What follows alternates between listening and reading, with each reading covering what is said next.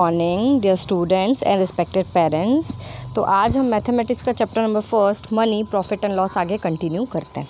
देखो, मनी के बारे में तो जितने क्वेश्चन थे वो हमने पढ़ लिया, addition, subtraction, multiplication and division, word problems ही। आज हम पढ़ेंगे प्रॉफिट एंड लॉस के बारे में। ठीक है, अब प्रॉफिट और लॉस होता क्या है, लाभ और हानि होता क्या है। हम कभी भी किसी दुकान में जाते हैं, कोई सामान खरीदते हैं, दुकानदार को पैसे देते हैं। ठीक है, अब देखिए, हमारे जो दुकान वाले हैं वो भी तो कहीं से सामान खरीद के लाए होंगे ना, है ना। वो भी तो कहीं से सामान खरीद के लाए होंगे, फिर हमें बेचा है, वो खुद से तो नहीं बना रहे। ठीक है, तो जो दुकानदार है वो जहाँ से सामान खरीद के लाया है, जितने पैसे में लाया, मान लो एक पेन है, एक दुकानदार एक पेन खरीद के लाया है पेन की फैक्ट्री से या पेन की इंडस्ट्री से, तो वहाँ से वो एक पेन खरीद के लाया है 4 रुपये की। ठीक है, और वो हमें उसे बेच रहा है 5 रुपये में।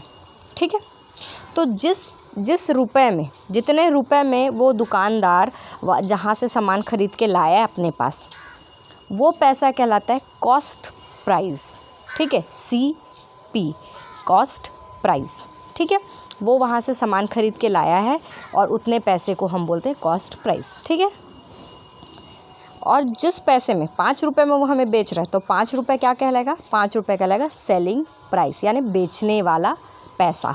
ठीक है, ये दो चीज़ें आप अच्छे से समझ लीजिए कि कॉस्ट प्राइस क्या होता है और सेलिंग प्राइस क्या होता है। ठीक है, कॉस्ट प्राइस वो जिसमें दुकानदार जो है वो सामान खरीद के अपने पास लाया है। ठीक है, वो कहलाएगा कॉस्ट प्राइस, और जिस पैसे में वो हमें वो सामान बेच रहा है वो कहलाएगा सेलिंग प्राइस। अब जैसे हमने पेन वाला एग्जांपल लिया, ठीक है, दुकानदार वहाँ से 4 रुपये में ख़रीद के लाया है और हमें 5 रुपये में बेच रहा है, तो 4 रुपये क्या होगा, 4 रुपये कहलाएगा कॉस्ट प्राइस। ठीक है, और 5 रुपये जिसमें वो हमें बेच रहा है वो कहलाएगा सेलिंग प्राइस। तो ये दो चीज़ों को समझ में आई आपको। ठीक है, अब बात करते हैं प्रॉफिट और लॉस के बारे में। तो प्रॉफिट क्या है और लॉस क्या है। ठीक है, प्रॉफिट यानी लाभ। ठीक है, देखो, जब भी अब मैंने बताया दुकानदार 4 रुपये में ख़रीद के पेन लाया था, 5 रुपये में हमें बेच दिया, 1 रुपये का उसको फ़ायदा हुआ, उसको 1 रुपये अलग से मिला, फ़ायदा हुआ उसको। आप लोग जानते हैं फ़ायदे के बारे में, तो 1 रुपये का उसको फ़ायदा हुआ, यही फ़ायदा कहलाता है प्रॉफिट। ठीक है, और मान लो दुकानदार ने उसको 5 रुपये में ख़रीद के लाया पेन को। ठीक है, मान लो 5 रुपये में ख़रीद के लाया है और 4 रुपये में बेच दिया हमको, तो उसको घाटा हुआ। वो तो भाई 5 रुपये में ख़रीद के लाया था और हमको 4 रुपये, 1 रुपये कम में बेच दिया, तो उसका तो घाटा हुआ ना। इसे कहते हैं लॉस। ठीक है, ये सिर्फ दुकानदार को नहीं, ये हमें भी हो सकता है। ठीक है, प्रॉफिट लॉस हमें भी हो सकता है। ठीक है, तो देखिए यहाँ पे हमारा 3 केस बनता है। अब कैसे पता चलेगा कि प्रॉफिट हुआ है कि लॉस हुआ है। अब भाई देखो, मैंने आपको बताया कि दुकानदार अगर कोई चीज़ 4 रुपये में ख़रीद के लाया है और 5 रुपये में बेच रहा है, यानी वो कम में ख़रीद के लाया है और ज़्यादा में बेच रहा है, तो उसको प्रॉफिट होगा। तो कम में ख़रीद के लाया है मतलब उसका जो कॉस्ट प्राइस है, वो जिससे ख़रीद के लाया है उस पैसे को क्या बोलते हैं, कॉस्ट प्राइस। ठीक है, अगर वो कॉस्ट प्राइस में ख़रीद के जो चीज़ लाया है, अगर कॉस्ट प्राइस कम है और सेलिंग प्राइस जिसमें वो हमें बेच रहे हैं वो ज़्यादा है, तो उसको प्रॉफिट होगा कि नहीं होगा।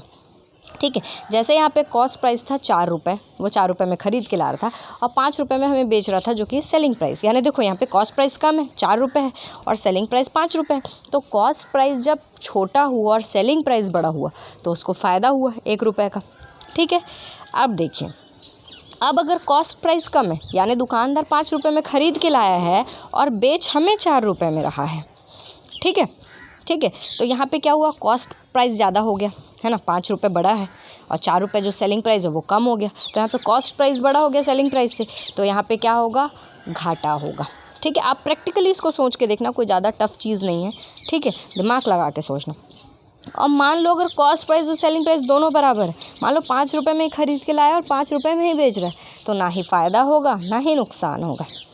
ठीक है, चलिए एग्जाम्पल से समझते हैं। देखिए, if the cost price of a watch is ₹895 and the selling price is $985, find the profit और लॉस। पहले तो आप दिमाग लगा लो, बाद में ढूंढना कि कितने रुपए का प्रॉफिट हुआ, कितने रुपए का लॉस। पहले तो दिमाग लगाओ कि प्रॉफिट हुआ है कि लॉस हुआ है। सबसे पहले देखो, हम देखते हैं कि वॉच का कॉस्ट प्राइस कितना है। तो वॉच का कॉस्ट प्राइस है आपका 895। ₹895 में वो एक घड़ी खरीद के दुकानदार लेके आया कहीं से, घड़ी की फैक्ट्री से, ठीक है। अब द सेलिंग प्राइस इज़ ₹985 और वो बेच रहा है ₹985 में। अब खुद दिमाग लगा लो, देखो खरीद को तो 895 में लाया था, यानी कॉस्ट प्राइस इसका कम है, और सेलिंग प्राइस यानी बेच ज़्यादा में रहा है। ₹895 में खरीद के लाया था, ₹985 में बेच रहा है, यानी ज़रूर यहाँ पे फ़ायदा हुआ है इसको, है ना। कम में खरीद के लाया था, ज़्यादा में बेच रहा है, अब प्रॉफिट होगा। अब प्रॉफिट निकालेंगे कैसे, अब पता कैसे चलेगा कि प्रॉफिट कितना हुआ है? तो क्या करोगे, जो सेलिंग प्राइस है आपका उससे कॉस्ट प्राइस को माइनस कर दोगे, ठीक है। सेलिंग प्राइस आपका 985 है और वो 895 में बेच रहा है, उसको माइनस करोगे, आपका आंसर आएगा ₹90, ठीक है। अब आप बोलोगे ₹90 कैसे मैडम, उसको तो पूरा 985 का फ़ायदा हुआ।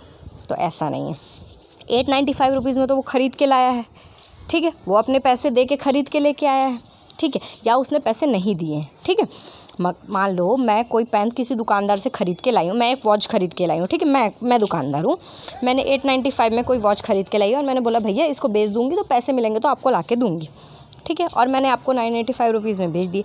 अब जो आप 985 मेरे को दिए हो, उसमें से जो घड़ी के ₹895 वो दुकानदार को तो दूँगी ना मैं ले जाके, क्योंकि उससे पैसे मैं ख़रीद के लाई हूँ, और जो बचेगा पैसा, जो एक्स्ट्रा पैसे मैंने आपसे लिए हैं वो मैं अपने पास रखूँगी, तो मेरे को तो ₹90 का प्रॉफिट हुआ, है ना। ₹90 मैंने आपसे एक्स्ट्रा लिए थे और ₹90 मैं अपने पास रख लूँगी, समझ में आया। तो प्रॉफिट क्या हुआ, ₹90 का, ठीक है। सेकंड एग्जांपल देखो, Rohan bought a used bicycle for 700, he repaired it for 845 and painted it for 125, then he sold it into 1500, did he gain or lose in this transaction.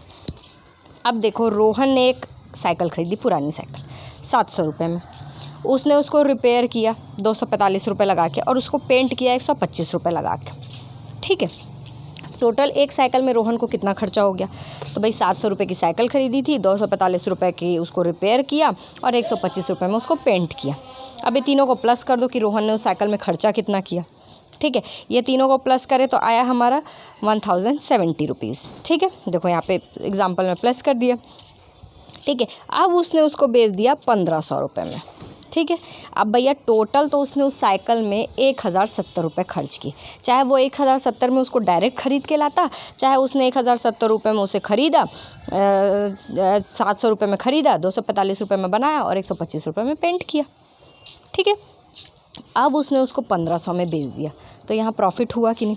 यहाँ पे कॉस्ट प्राइस क्या हुआ पता आपका, कॉस्ट प्राइस वो नहीं हुआ जिसमें वो ख़रीद के लाया है, कॉस्ट प्राइस वो हुआ उसका जो जितने में वो ख़रीद के लाया है, जितने में उसने उसको रिपेयर किया है और जितने में उसने उसको पेंट किया है, तीनों मिला के हुआ उसका कॉस्ट प्राइस, ठीक है। क्योंकि उसने उस साइकिल में उतने रुपए लगाए, उसके बाद बेचे ना, इतने पैसे तो उसके जेब से गए, ठीक है।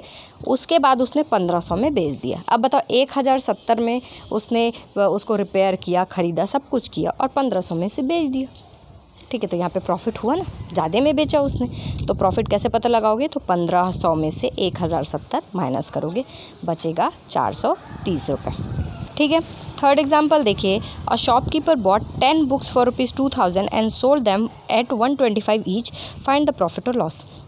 एक शॉपकीपर ने 2000 में 10 पुस्तकें ली, ठीक है, और हर एक पुस्तक को ₹175 में बेचा। अब यहाँ तो 10 बुक बोल रहे हैं, 10 बुक 2000 में ख़रीदा, हमको कैसे पता चला एक बुक को कितने में ख़रीदा। तो हम यहाँ पे सबसे पहले तो डिवाइड करेंगे भाई, ठीक है, यहाँ तो हम डिवाइड करेंगे, ठीक है। या तो फिर डिवाइड नहीं करोगे तो हम डायरेक्ट पता लगा सकते हैं। देखो दो तरीके हैं इसको पता लगाने के, या तो आप एक बुक का प्राइस पता कर लो। जैसे देखो यहाँ पे 2000 में उसने 10 पुस्तकें खरीदी, ठीक है, तो एक पुस्तक का प्राइस कितना आ जाएगा, ₹200, ठीक है। ₹200 में एक पुस्तक खरीदी उसने और बेच कितने में रहा है, ₹175 में एक पुस्तक को, ठीक है, ये हो गया। दूसरा तरीका आपका ये हो गया कि 10 पुस्तक उसने 2000 में खरीदी, अब एक पुस्तक को ₹175 में बेच रहा है, तो 10 को ₹175 में बेचेगा, सबको 175 में बेचेगा। तो हम यहाँ पे मल्टीप्लाई करके पता कर लेंगे, तो सारी बुक उसकी बिकी कितनी, 1750 में। अब यहाँ उसे घाटा हुआ कि नहीं, अरे भाई 2000 में ख़रीद के लाया है और 1750 में बेच रहा है, तो घाटा ही हुआ उसको, है ना।